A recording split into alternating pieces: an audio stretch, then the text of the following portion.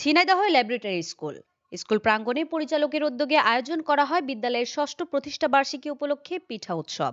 গ্রাম বাংলার ঐতিহ্যবাহী বিভিন্ন পিঠার সাথে বর্তমান প্রজন্মের শিক্ষার্থীদের পরিচিতি করাতে ব্যতিক্রমী এই পিঠা উৎসবের আয়োজন করা হয়। সেখানে 7টি স্টলের মাধ্যমে পিঠা উৎসব অনুষ্ঠিত হয়।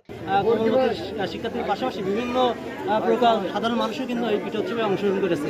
তা আমি এবং আয়োজনকে সাধুবাদ জানাই এবং ধন্যবাদ জানাচ্ছি সাংবাদিক ভাইদের এমন একটি বাঙালি ঐতিহ্য সবার মাঝে তুলে ধরার জন্য। ধন্যবাদ। বাঙালির ঐতিহ্য পিঠাপুলি তো এখন অগ্রহায়ণ মাস মানেই বাঙালির পিঠাপুলির ধুম পড়বে।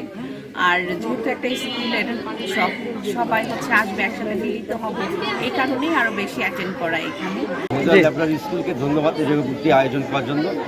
এই যে শীতকালীন যে আমাদের যে গ্রাম্য যে ঐতিহ্য পিঠা মেলা সেটা আয়োজন করেছে এবং পাশাপাশি তার ষষ্ঠ প্রতিষ্ঠা বার্ষিকী হিসেবে আমরা যারা জেলার নাগরিক আছে তাদের জন্য শুভকামনা জানাই।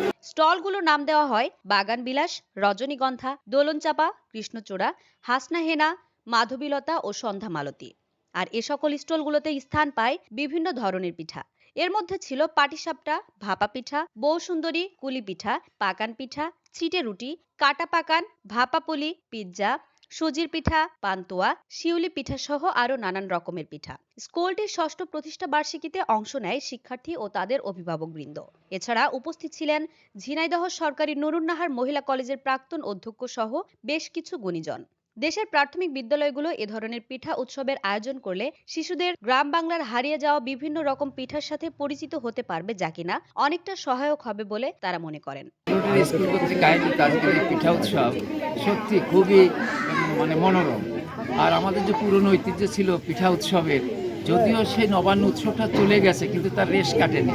সেদিক থেকে আমি প্রতিষ্ঠাতা ইসাককে আমি ধন্যবাদ জানাবো যে আমাদের পুরনো ঐতিহ্যকে ধরে রাখার এই যে একটা প্রস্তুতি, এই যে একটা কার্যক্রম, আমি তাকে এবং তার যারা শিক্ষক এবং উপদেষ্টা পরিষদ যারা সবাইকে ধন্যবাদ জানাই।